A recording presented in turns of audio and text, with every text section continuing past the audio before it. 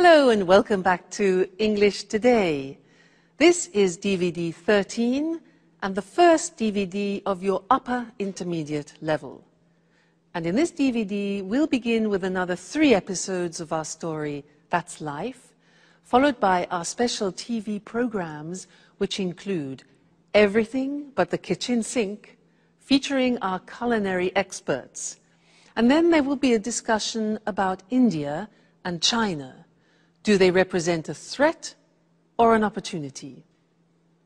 Then, in the grammar section, we'll be studying more about the present perfect and the present perfect continuous tenses. And then we'll learn about the gerund and the infinitive. And we'll also study the first conditional. All right? So, I hope you enjoy yourselves.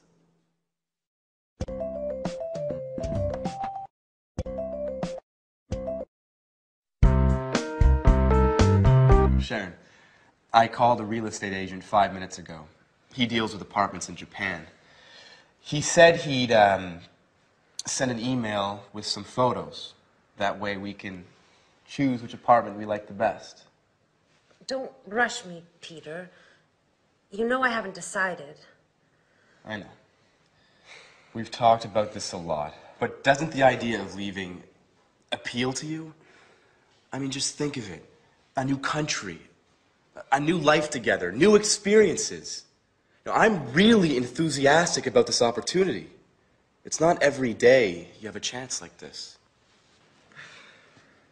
Well, I've wanted to make changes in my life for a long time, but these changes seem so, well, so overwhelming. There, I said it. I've never been to Asia, and I'm frightened of going there to live. But I told you that Alice has been there. She went to Japan in 1995. She says it's a fascinating country. It's antique and modern at the same time. It's full of interesting traditions and new innovations. I know. I've read a number of books. Last night, I finished reading Japan in the 21st Century. I admit, I'm curious about it all. You see, just remember, you were afraid when we came to London, but you've adjusted well. We've been here a year and a half, and you haven't once complained. I take that back. You complained once last week. Come on, Peter, stop joking around. You're right, I've made great friends. That's why I'm so hesitant to go. I know. I'm also sad at the idea of leaving everyone. But... Hey, Jack. How long have you been in here? A couple of minutes. Excuse me, I didn't mean to spy. But you were so involved in your discussion. So you've heard that she still hasn't decided, even if she's going to decide soon. In fact, we were just talking about which apartment to choose. Well, don't rush it, Peter. Decisions about major changes take time. So whose side are you on? I need to get going. I took my watch to be repaired 2 weeks ago, and I still haven't picked it up. Sooner or later, they're going to put it up for sale. Bye. Jack, I'm leaving her in your hands. Please try and convince her.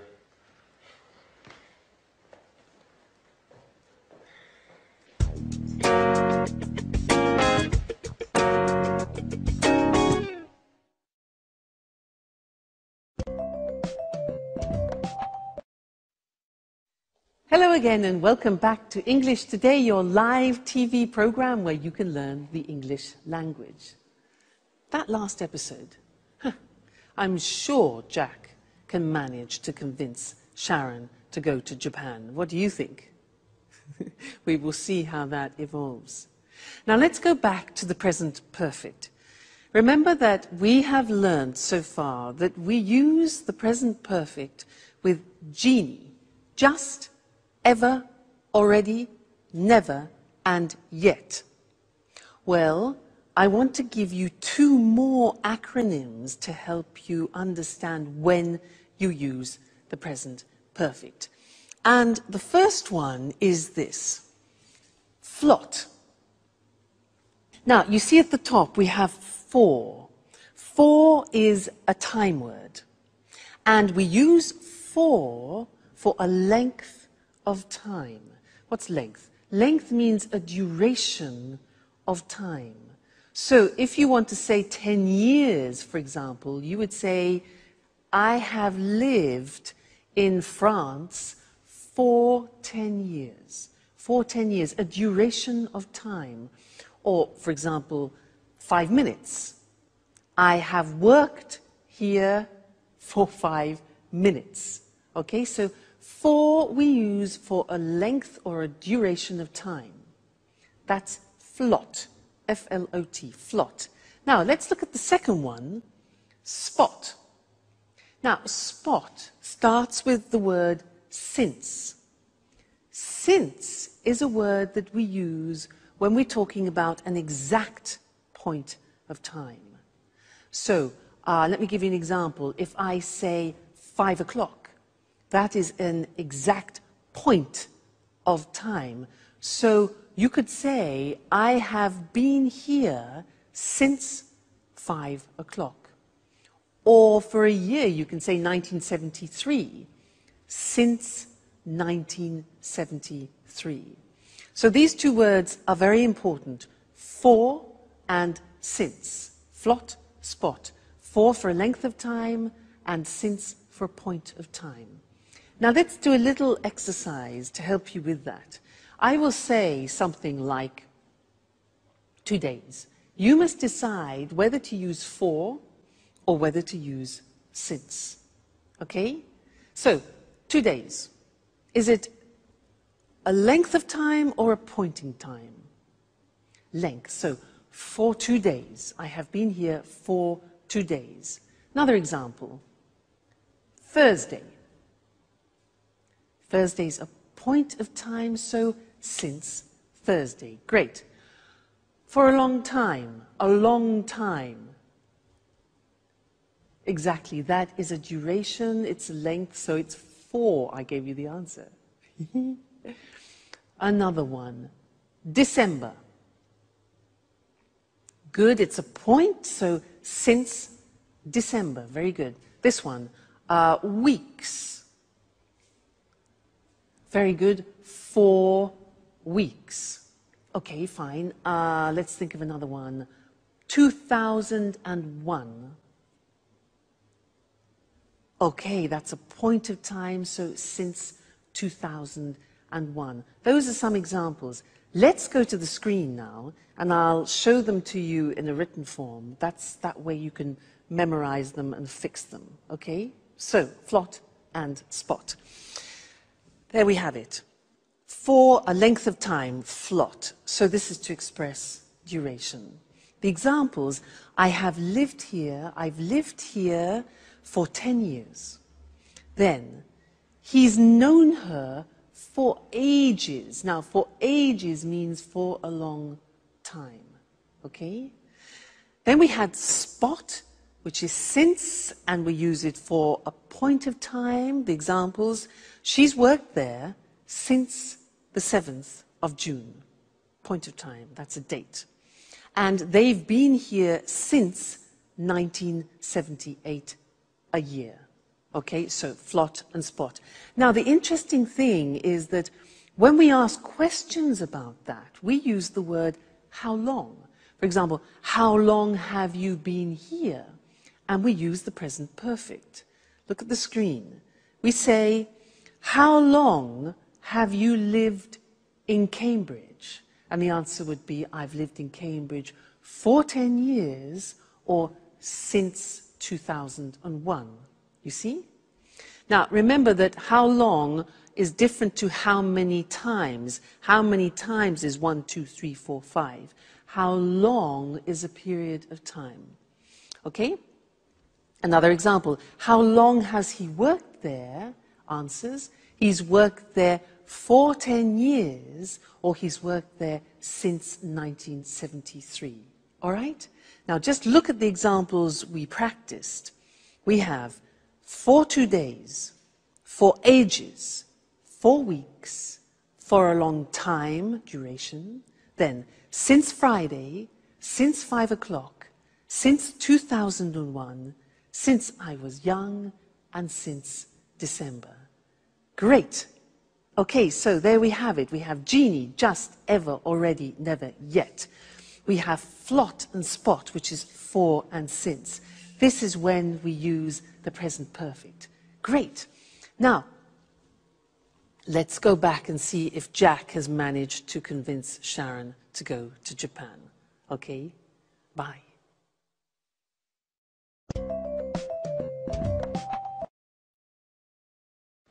You can't leave.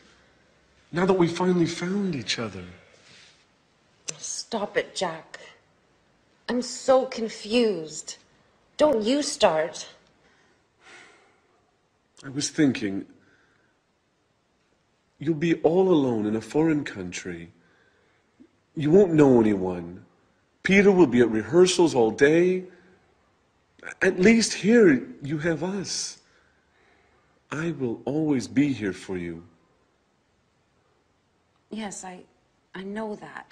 Oh, and did you know that women can't go out alone in Japan?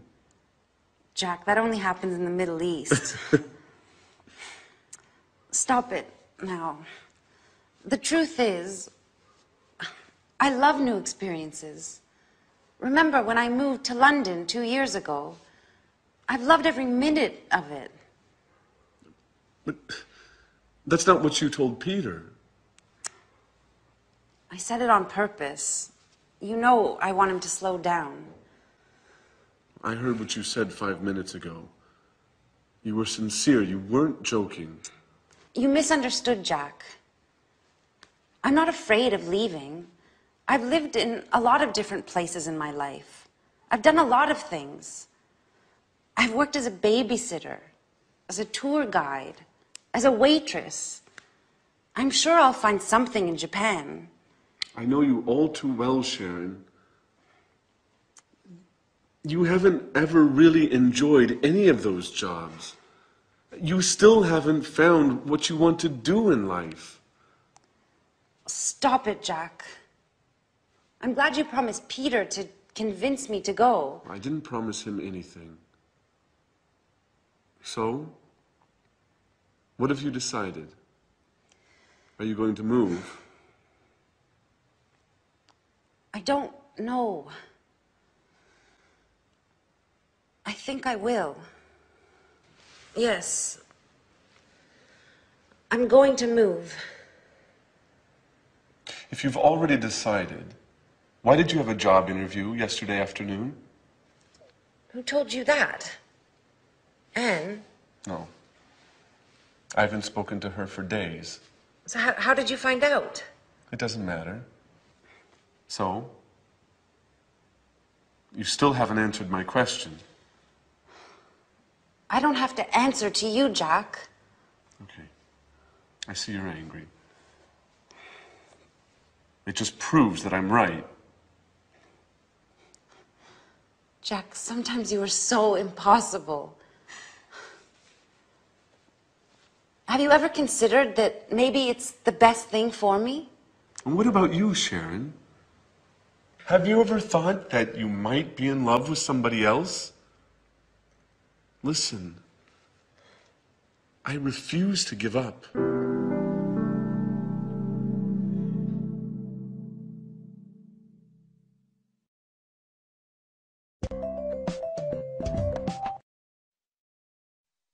Love is difficult, isn't it?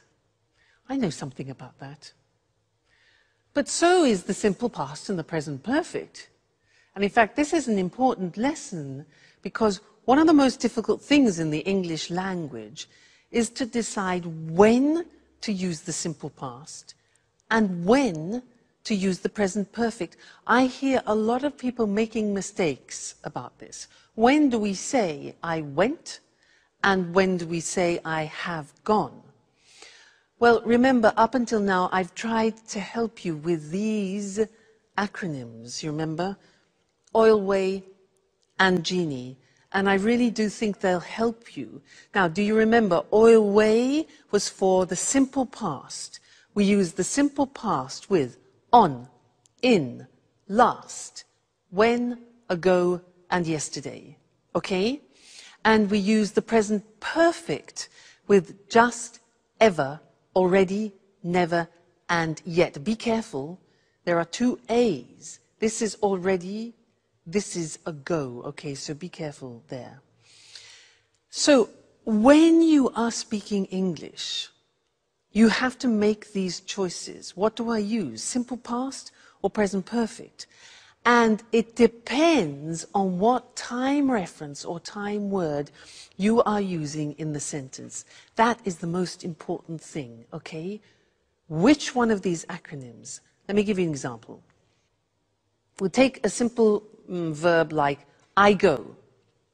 Now, if you want to use already in the sentence, what do we use? Do we use present perfect or simple past? Already is part of genie, just, ever, already, never, yet. So you need the present perfect. And you say, I have already gone. Now, if you want to use last week, where is it? L, last, simple past. So you say, I went last week. Now, you try. I want to use just. Which one? Genie, just. So we say, I have just gone. Present perfect. Okay, next one. I want to use yet. Now be careful, there are two Y's. This one is yet, this one is yesterday. Be careful. So, yet is negative, do you remember? It's present perfect, and the yet is at the end of the sentence. So, I haven't gone yet. All right? That's more difficult. Yet, so that's an exception. Next one. When? When? Okay, simple past. For a question, very often, when did you go? Next one. Never. Right? I have never gone. Present perfect. Fabulous. 2 days ago.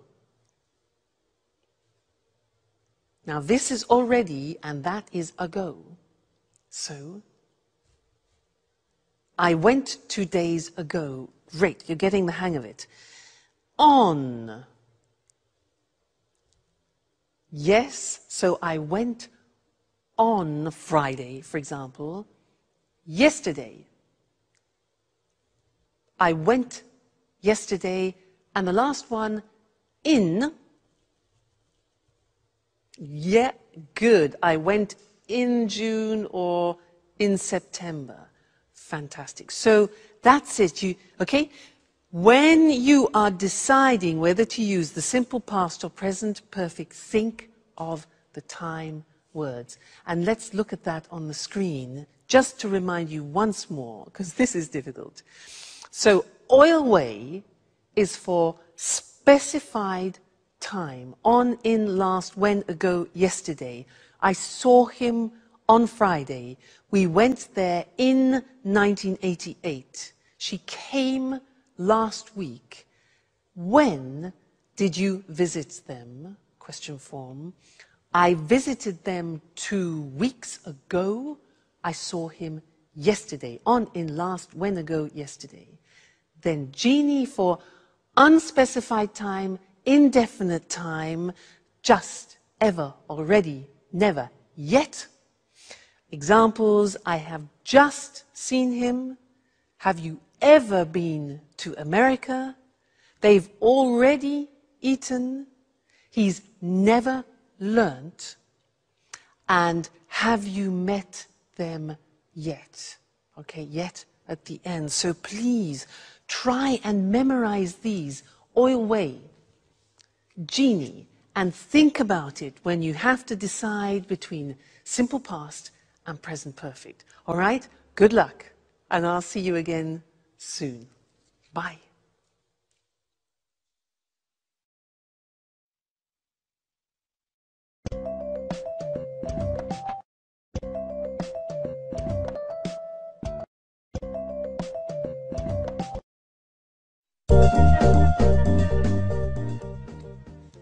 Okay. Sharon, you remembered to buy the beer, right? Of course I did. And you managed to bake the cake, right? Not yet. I'm going to bake it this afternoon. I still need to get some chocolate. Actually, Jack offered to get some for me. He promised to bring some before lunch. Sorry, but I can't help you with the cake. I have to take some tours to visit the Tate Gallery. Oh, don't worry about it. I'll have Jack to help me. He decided to stay home today to give me a hand. Just don't forget to tell Tom, David, Mary, and all the others. Don't worry, Peter said he'd take care of it. I'm sure he's already got in touch with everybody by phone. Great. Everything is going as planned. Oh, don't forget to buy the present. Don't worry. How about getting an astrology book? She'd love that. Absolutely. She loves reading those kinds of books.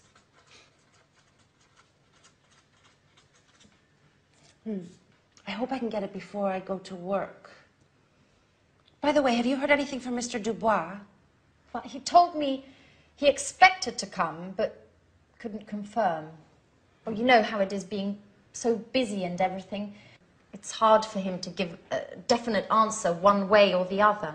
I imagine being a stage director is difficult. Alice would be so happy if he comes. Yes, she will. Anyway, mum's the word. If you say anything, it won't be a surprise. Hey everyone, what are you up to? Oh, nothing important. Oh, I almost forgot. Happy birthday, Alice. So, what have you arranged to do this evening? Well, I considered celebrating with you guys. I mean, if you want to. Oh, I'm really sorry, but well, Jack has arranged to eat out this evening with his colleagues and he can't put it off now. And, well, I agreed to correct some reports. Oh, I see. What about you, Sharon? Oh, I'm terribly sorry, but I agreed to go to the theater with Peter, and he won't be finished rehearsing before midnight. But I thought... Well, I know we promised to have a party, but why don't we postpone it? It's just not possible today. What a shame. I can't stand the thought of being all alone on my birthday.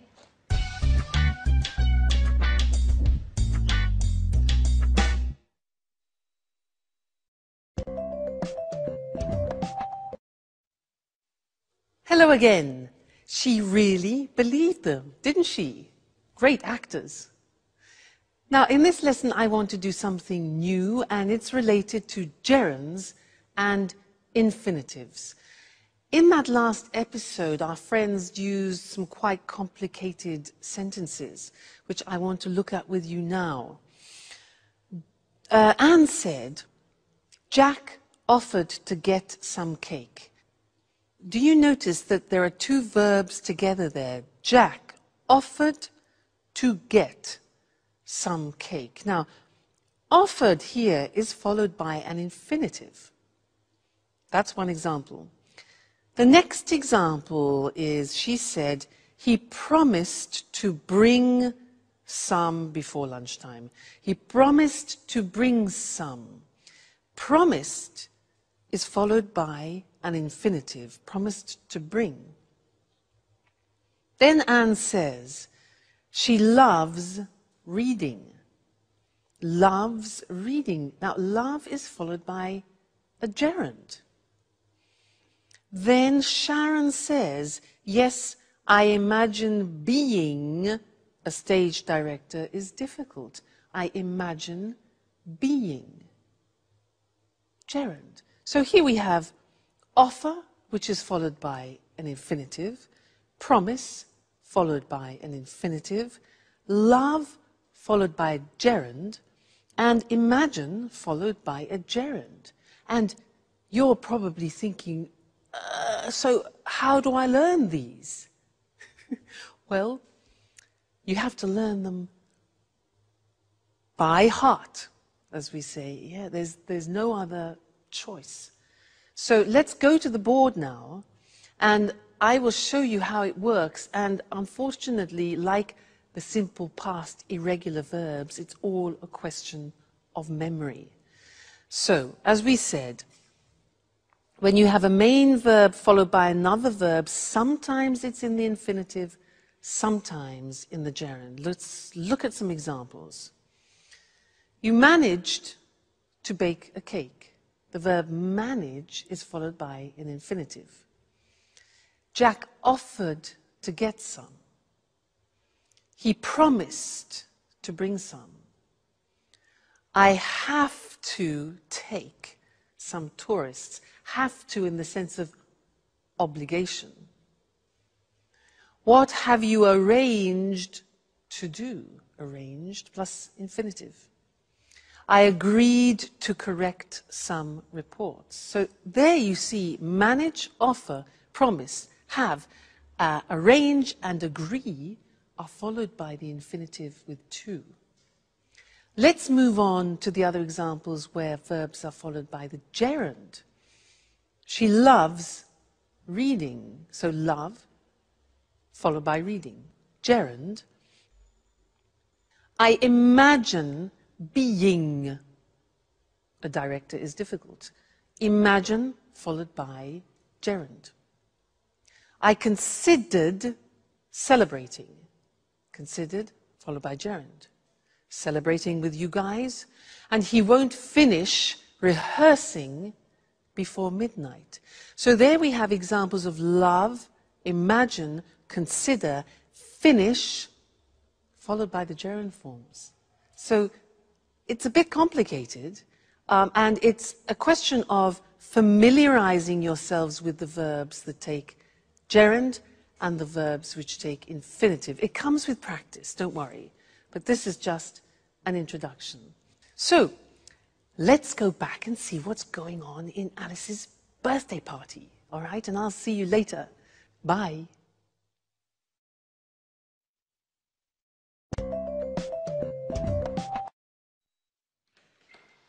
Hey, is anybody home?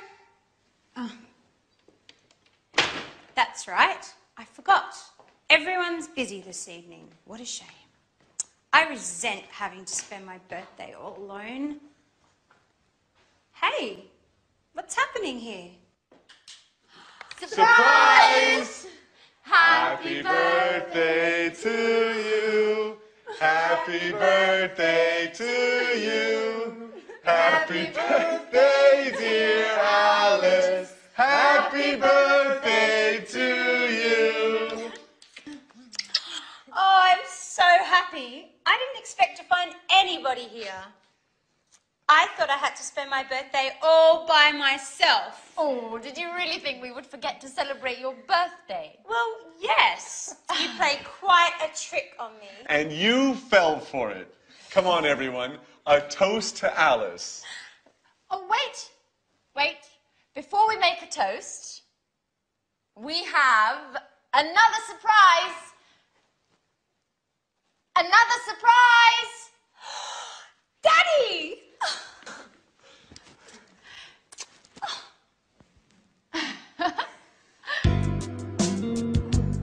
This is such a great birthday. How did they talk you into coming? Alice, dear, how could I miss your birthday? Work is important, sure, but nothing is more important than my dear, sweet, only, lovable, adorable little girl.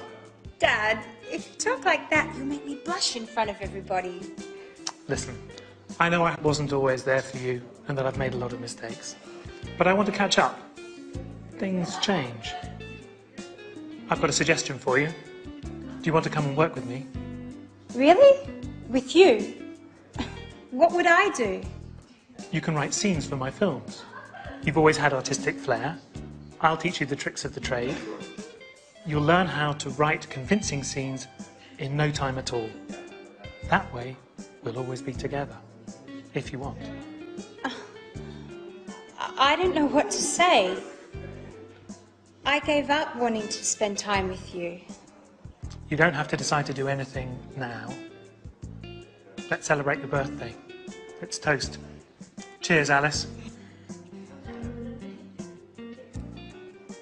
Thank you so much, Daddy. This is the best birthday of my entire life.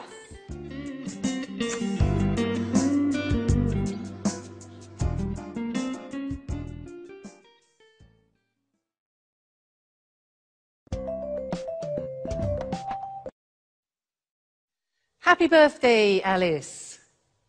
Did you hear what her father said? He said, if you work with me, I'll teach you the tricks. Now that's an opportunity, not only for Alice, but also for us, because he used a grammatical form that I want to teach you now. If you work with me, I'll teach you the tricks. And that in English is a conditional form, the first conditional. If I work, if plus the simple present, I will teach, followed by the future will. So to illustrate this a little bit better, I want to talk to you about what is almost a religion in England, making tea. Now, every household in England has one of these, this. Do you know what this is called? It's for water, to heat, to boil water. In English, we call it a kettle.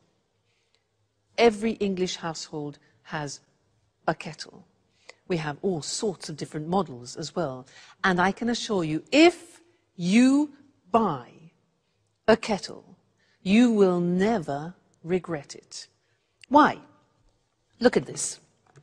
It's very light, plastic, and it's very fast. So, if you fill this kettle to about here, it's 1.5 liters.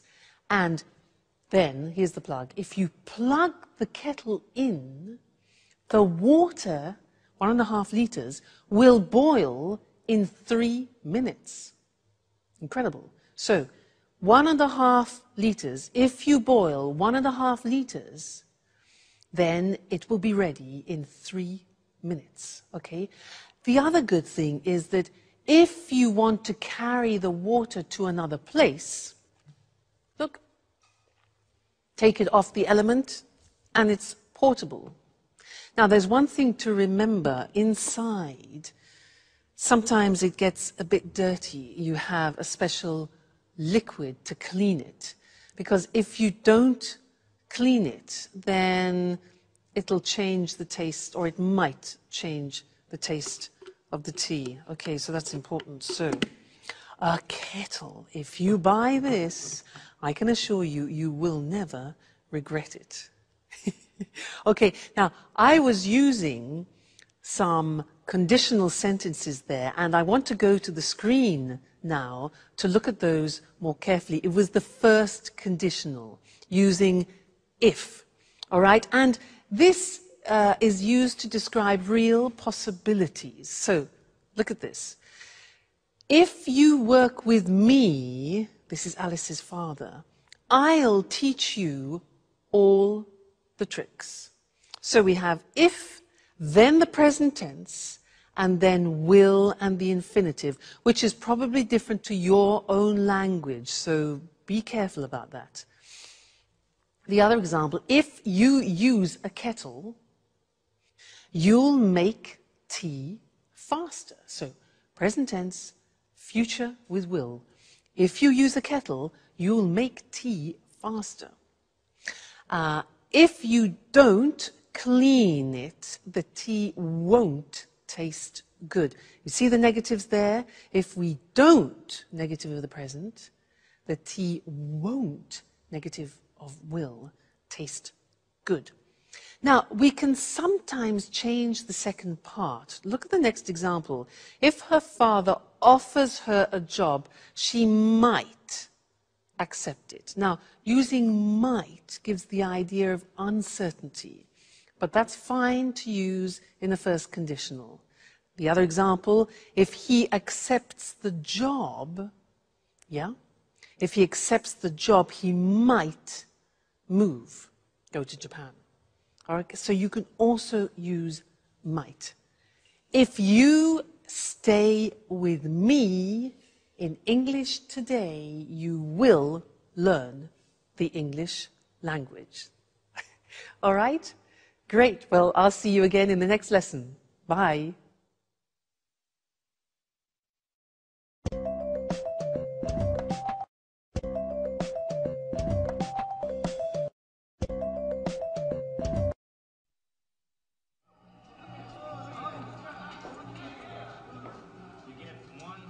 Hi, Jack. Is Anne home? No, she hasn't arrived yet. I've been waiting for her for over an hour. I think she's been shopping. What's the matter? You don't look too well. Nothing, really. Don't lie to me. I've known you for 10 years.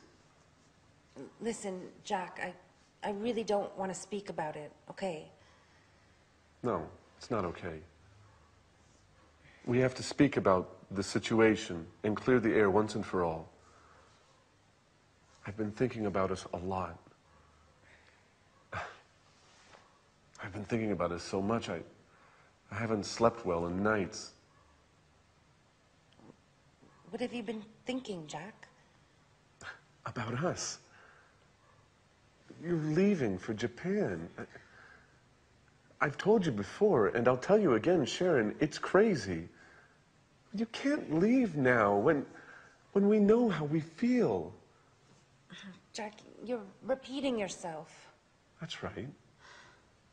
And I'll continue repeating myself until you accept the truth. We're made for each other. Stop it. You're embarrassing me. Sharon, listen. I haven't stopped loving you. And I know you feel the same about me. That's it. I said stop it and I meant it. Look, you've made me cry. And anyhow, how do our feelings change anything? How do they change anything?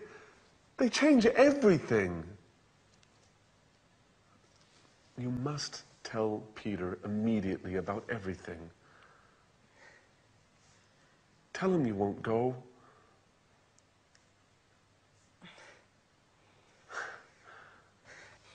I'm so happy. I knew you felt the same way about me. Hey, is anyone in there? Oh my God, it's Peter. He can't see me like this. Stay calm. Maybe it's time we tell him everything. Is anybody in there? Hello?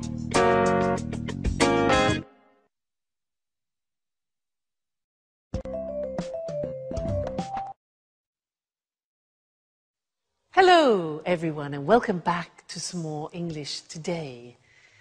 It's the moment of truth for Sharon, isn't it? Now, in that episode, they used some very interesting language, and language which is a grammatical form very typical to English. It's a form you don't find in many other languages. Let me give you some examples. Jack said, "I've been waiting for her for over an hour.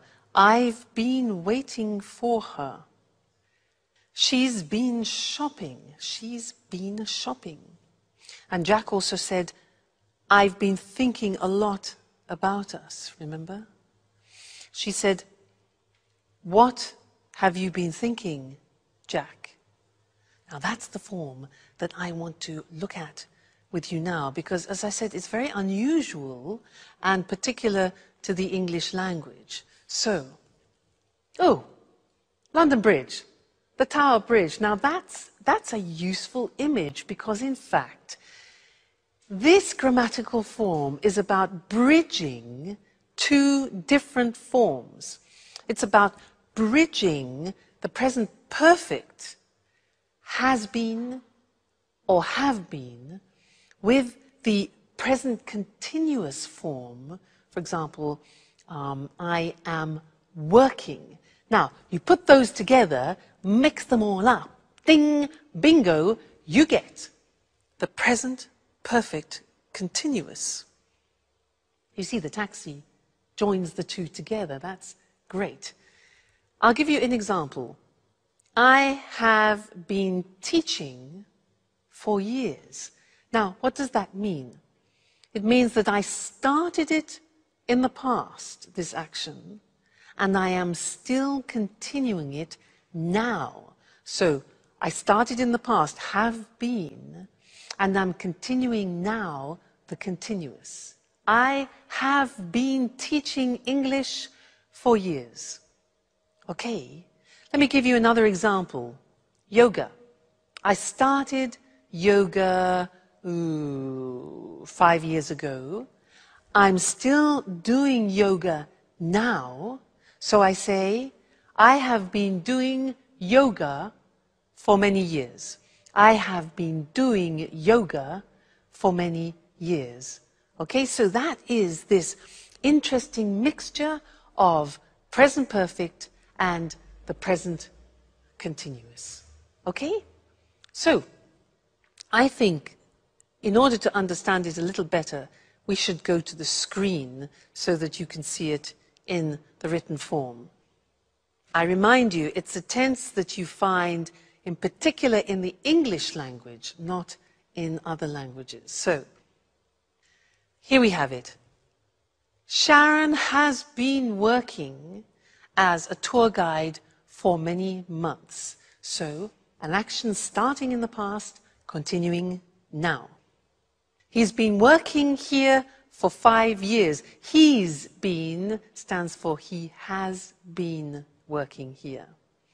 They've been playing tennis since May. Okay? That's the positive form. Now, the negative form, Peter hasn't been paying attention to Sharon for a number of weeks. That's the negative. That's true. The question form is, how long have you been doing your homework this morning? Have you been doing inversion? How long has she been teaching? We use how long very often because we want to find out the duration, when the action started and the action is continuing now, so what period of time? How long have I been teaching? Then the answer would be, I've been teaching for many years. I could ask you, how long have you been learning English? You can say, well, I've been learning English for years, or whatever the answer is. So that's the present perfect continuous, PPC, and don't worry, this is not the only lesson about it. It's not easy, and I will tell you other things about it in another lesson, the next lesson. All right? So see you then. Bye.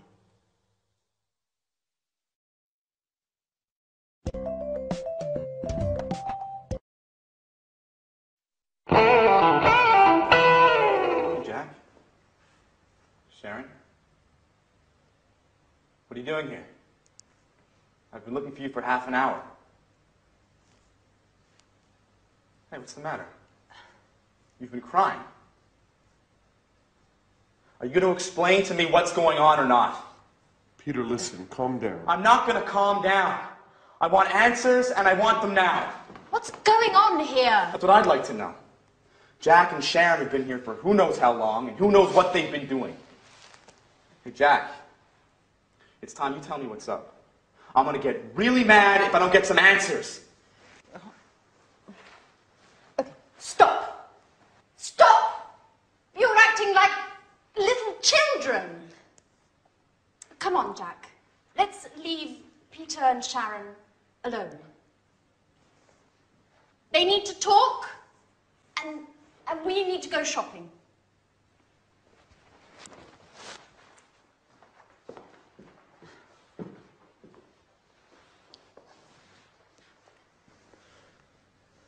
So, Sharon, what's going on? Peter, I have to tell you something I've never told you before. I've known Jack for a long time. We went to the same university together, and, well, we were once engaged. What? So that's why Jack came to live here. You've been seeing each other, haven't you, Sharon? No, Peter, I swear, it's true. We just happened to meet here. It happened by chance. By chance? That's a strange stroke of luck. Just enough to bring back some old passionate feelings? How long has this been going on, Sharon? Nothing has happened between Jack and I. Even if I do still have some feelings for him. After all, Peter, you've been neglecting me for months. The only thing that's important to you is your work. You live, eat, and drink theater and nothing else. So you're saying this is my fault? No one is at fault. It's just that we want different things from life at the moment. I've had 2 interviews with the director of the Archaeology Museum. They want to open an art exhibition, and they've offered me a job. Do you understand, Peter? It means a job I would really love. What are you getting at, Sharon? Would you stay here and not go to Japan if I asked you? What kind of question is that? Answer me, Peter. It's important. I've accepted the job. Without asking me. How could you? Did you ask me about Japan? Did you, Peter, huh? Are you willing to stay here with me?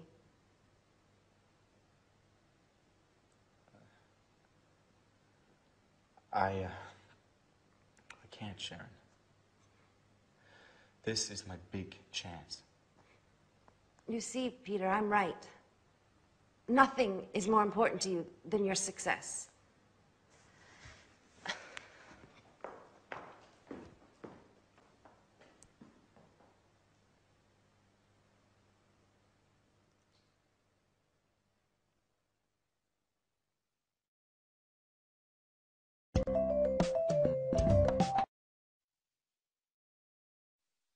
So this is our moment of truth. The question is, when do we use the present perfect and when do we use the present perfect continuous? Many people ask me this. They say, Louise, but when do we use the present perfect? I have gone, I have seen, I have done. And when do we use the present perfect continuous? I have been working, I have been learning. Often people confuse the use. And you're right, it's not easy at all. So I'd like to try and help clarify that by these simple things, a revision of what we've already seen. Now, with the present perfect, we use genie. Remember? Just, ever, already, never, and yet. That's important to remember. With those words, we use the present perfect. But with the present perfect continuous, we're using for, since, and how long. Okay, now that is the difference. So if I take a phrase like, I do the exercise, and I want to use the time word already, then you need the present perfect. I have already done the exercise. But if you want to use the concept of since, you can't use the present perfect, you use the present perfect continuous. So, I have been doing the exercise since Friday. Another example would be, for example, just. Just is a present perfect word, so we say, I have just done the exercise. If you want to use for, we're into the present perfect continuous, the PPC. So I have been learning English for many years. So do you see the mechanism? You have to think about what time words you want to use in the sentence. Then you choose the correct grammatical form. Genie for the present perfect. For, since, how long? How long have you been learning English for the present perfect continuous? That way you can distinguish between the two forms, all right? So try and memorize those time words, and I can assure you it will help you a lot when you're speaking. All right? Great. Well, see you again in the next lesson. Bye.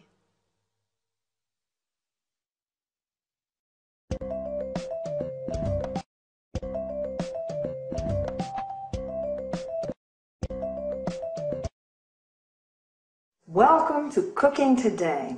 We're delighted to be back in Lisa French's home again. Lisa, we've had so many calls since our last program. I'm glad to hear it. Well, now let's see.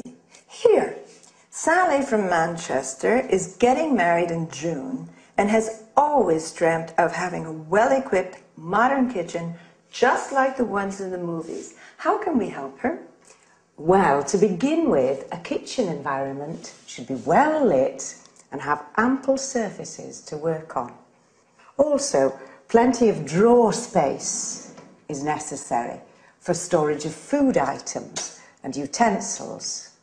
I know what you mean. I have to contend with a small kitchen that has neither light nor enough drawer space. That's why I go out to restaurants. You don't need a king-size kitchen to enjoy cooking in it. What's important is organisation and having things at hand. What are the main appliances newlyweds should have?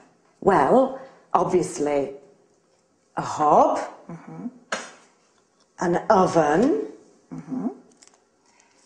and a fridge are absolutely essential. Today, many people can't survive without a dishwasher. I'm one of those people. I really hate doing dishes. So do I. Getting back to the subject, I'd like to show our viewers some optional appliances.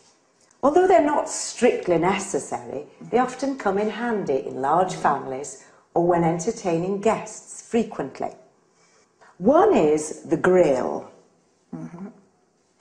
Another is a deep fryer for large quantities of chips and other tidbits.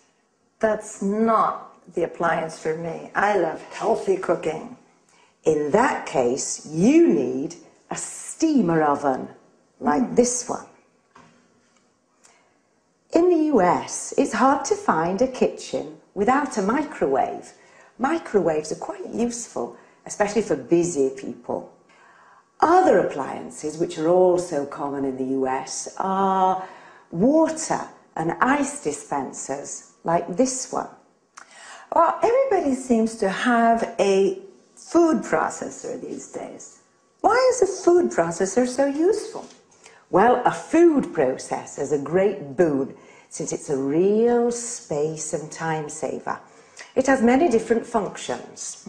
It can mince meat, grate cheese and vegetables, make breadcrumbs, pulp tomatoes, fruit, and so on. So what else can you show us? An electric beater like this can be used for whisking eggs, as well as making mayonnaise. Other kitchen aids are scales and measuring utensils. Careful weighing and measuring are fundamental for successful cooking, since recipes are generally in kilos and grams. All right. There are a lot of other things that we could talk about, but unfortunately our time is up. Lisa, once again, it's been great being here. Thank you for your help. You're welcome.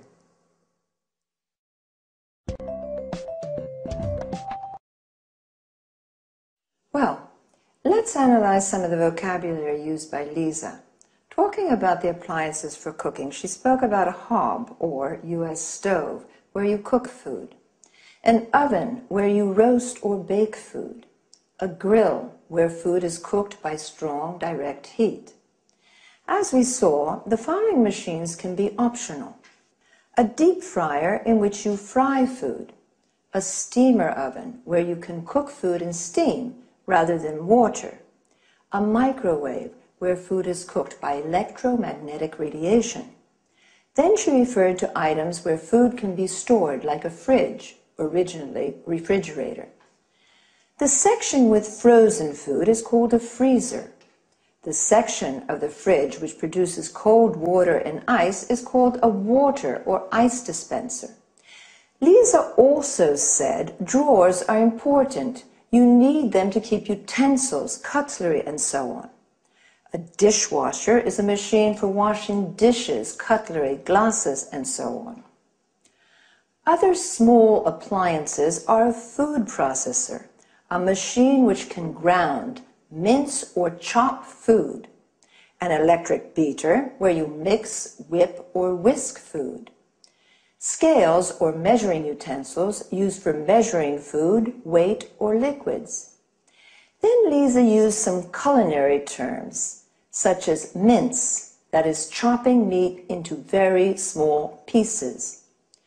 Notice that mincemeat is a mixture of dried fruit. Cheese and carrots can be grated, that is, finely shredded. Or we can say pulp, which means crushing fruit into a soft paste. Pulp is also the soft inner part of fruit. Another useful verb is beat. That is mixing eggs, cream, butter, using a fork or whisk. That's enough for today. See you again. Bye.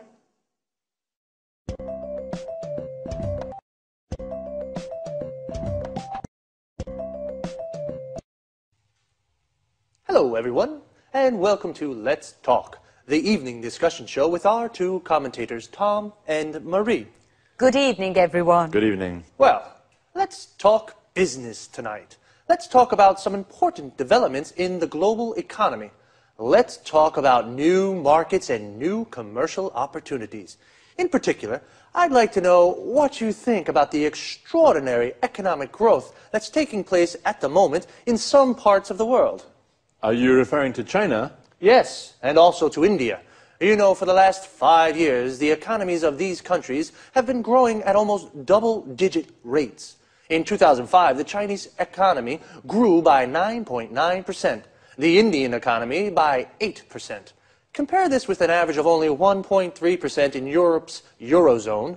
How do you see these developments? Is this enormous economic growth an opportunity or a threat for European producers? Well, I'm rather concerned about it, and I believe that many European industrialists are concerned too. These two Asian giants with their enormous populations are threatening European manufacturing and jobs. The fact is that labor costs are so low in China and India that European manufacturers just can't compete. Sorry, Tom, but I really don't agree with you. I don't see these growing economies as a threat to European producers. I believe that China and India offer new, important markets to European manufacturers. You know, both countries have middle classes that are becoming larger and larger. These people are becoming wealthier and are looking to spend their money on luxury goods made in Europe. So, Maria, according to you, European companies can sell their high-quality goods to middle-class Indians and Chinese. Exactly. In this way, European exports to China and India are predicted to increase. Just a second, Marie. The reality of the situation is rather different. India and China are selling much more to Europe than Europe is selling to them. I accept that's true at the moment. But don't forget, Tom, that cheap Chinese goods have helped to keep inflation low in European countries. And this has helped keep interest rates low too. So, consumers have been able to save money and spend this money on other things. Well, I agree with you that European consumers and industrialists have benefited from trade with China. Of course. What's more, today, more and more European companies are building factories in China or are having their goods produced there. Exactly. That's the problem, Marie. European industrialists are deciding to have their goods produced in these countries because labour costs are lower. If we continue like this, lots of factories in Europe will close and the number of unemployed will rise. Well, I can certainly see that you have different opinions on these issues. I think you're both right. Like most things in life, economic growth in China and India has its good and bad points. It can either offer commercial opportunities to some European producers, but it can also pose a threat to other sectors of European manufacturing. Okay, let's say goodbye to Tom and Marie. Goodbye. Goodbye. Goodbye to everyone, and see you again for another appointment of Let's Talk. So, we've just spoken about developments in the global economy. The global economy is the economic system of the world. An important development is the economic growth in China and India. Economic growth is the development of an economy. The Indian economy grows by 8%. Notice the use of by. The Chinese economy grew by 9.9%. Here, notice also how we say 9.9.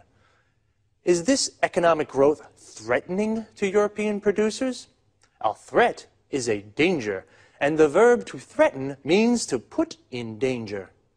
One opinion is that the economic growth of India and China is threatening European producers.